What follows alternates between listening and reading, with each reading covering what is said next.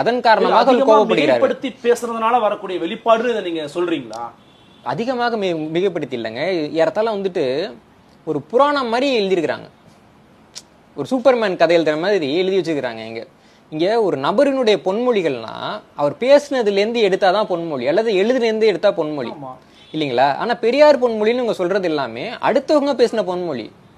ஏசு கிட்ட இருந்து, புத்தர் கிட்ட இருந்து, ஐரோப்பிய அறிஞர்கள் கிட்ட இருந்து அதெல்லாம் திருடி கீழே பெரியார் நீ போட்டுக்கிறேன்னு கேட்கிறேன். இந்த மாதிரி பண்ணிருக்காங்களா?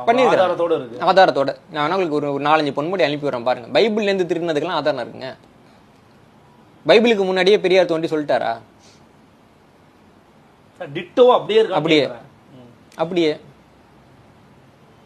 எதுக்கு அப்படி பண்றீங்க? நான் என்ன கேட்கிறேன், இப்போ சீமான் அவர்கள் வந்து ஒரு விஷயம் சொல்றப்போ அது வந்து எங்க பேசினாருன்னு கேக்குறீங்கல்ல. இந்த பொன்மொழி எல்லாம் எந்த உரையில இருந்தது, எந்த நூல்ல இருந்தது?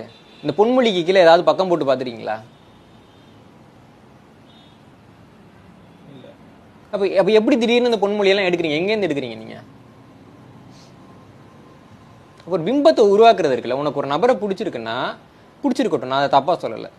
அவரை நீங்க வந்து ஆதரிக்கிறீங்க, அங்கீகரிக்கிறீங்க, அதெல்லாம் தப்பா சொல்லலை. ஆனால் நிகழ்காலத்துல வந்து அவர் மேல ஒரு பிம்பத்தை கட்டமைக்கிறதுக்கே முயற்சி பண்ணிக்கிட்டே இருக்கிறீங்க. அவர் மட்டும் இல்லைன்னா, அவர் மட்டும் இல்லைன்னா, அவர் மட்டும் இல்லைன்னான்னு நீங்க சொல்லதான் அடுத்தவர்கள் அதை பற்றி பேச வேண்டிய ஒரு தேவை ஏற்படுகிறது.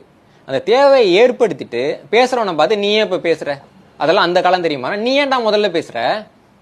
நீ பேசாம வந்தா நான் ஏன் பேச போறேன்?